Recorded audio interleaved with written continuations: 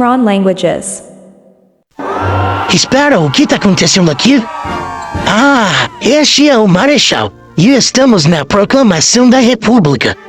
Lembra que o rei de Portugal, Dom Pedro VI, pressionado, voltou à Europa em 1821 e em 7 de setembro de 1822, seu filho Pedro de Alcântara, que havia ficado no Brasil, deu o grito da independência, iniciando assim a Guerra de Independência e se tornando Dom Pedro I, o primeiro imperador do Brasil.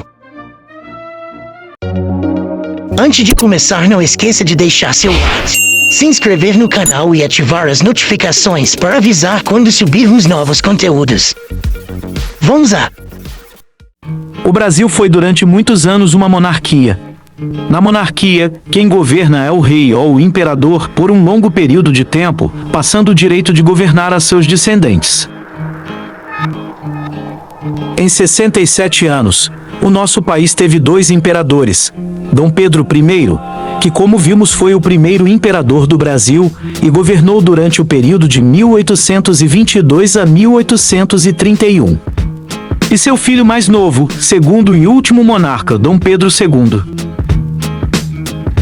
Durante o governo de Dom Pedro II, surgiram as ideias republicanas, pois os brasileiros estavam descontentes com a monarquia.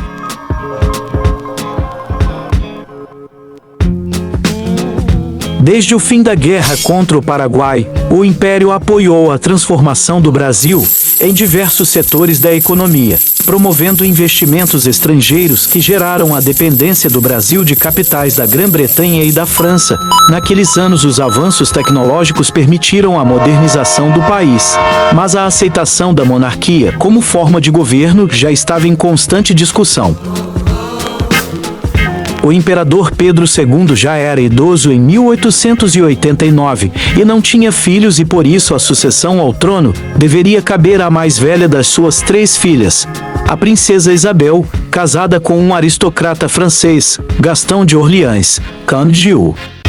Isso gerou descontentamento entre as elites políticas, porque o império seria governado por um príncipe europeu após a morte de Pedro II.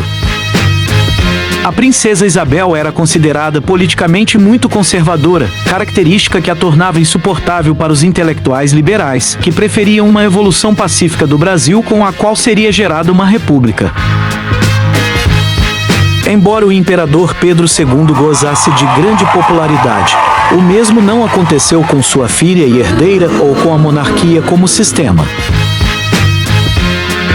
A abolição da escravatura através da Lei Áurea, em novembro de 1888, assinada pela própria princesa Isabel, fez com que os ricos proprietários de terras escravistas se alinhassem contra o Império. Os líderes militares, por sua vez, queriam maior proeminência política após a vitória na Guerra da Tríplice Aliança e rejeitaram a nobreza imperial, negando-lhes isso, pelo que uma crise tornou-se inevitável. Até mesmo a incipiente classe média havia aceitado a ideia de que a república seria a forma de governo que traria progresso e prosperidade ao Brasil, considerando a monarquia anacrônica e ineficaz. Por fim, a impopularidade do gabinete de ministros conservador liderado pelo Visconde de Ouro Preto gerou o pretexto ideal para o levante.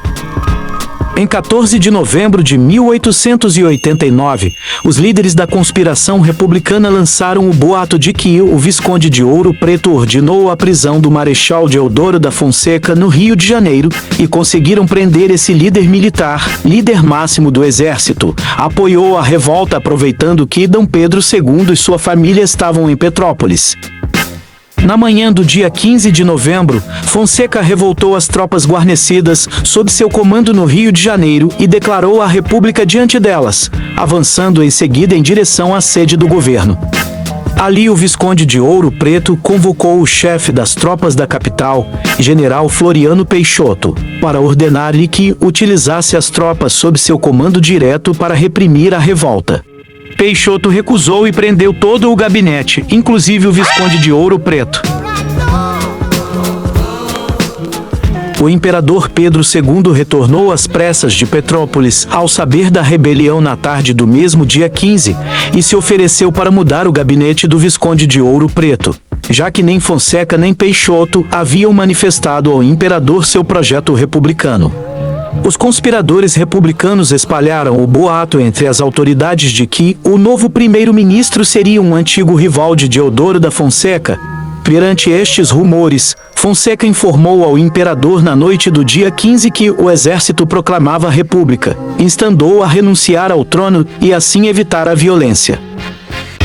Sem apoio militar e ansioso por evitar uma guerra civil, Pedro II aceitou a proclamação da república. No dia seguinte, 16 de novembro, o imperador e a sua família ainda se encontravam no Paço Imperial, rodeados por um batalhão de cavalaria republicana. Na tarde desse mesmo dia, um major do exército foi ao palácio informar a Pedro II que ele e toda a família imperial deveriam deixar o país no prazo máximo de 24 horas. No dia 17 de novembro, Dom Pedro II e sua família partiram para a Europa. Voltarei para Portugal. Boa sorte com o novo regime.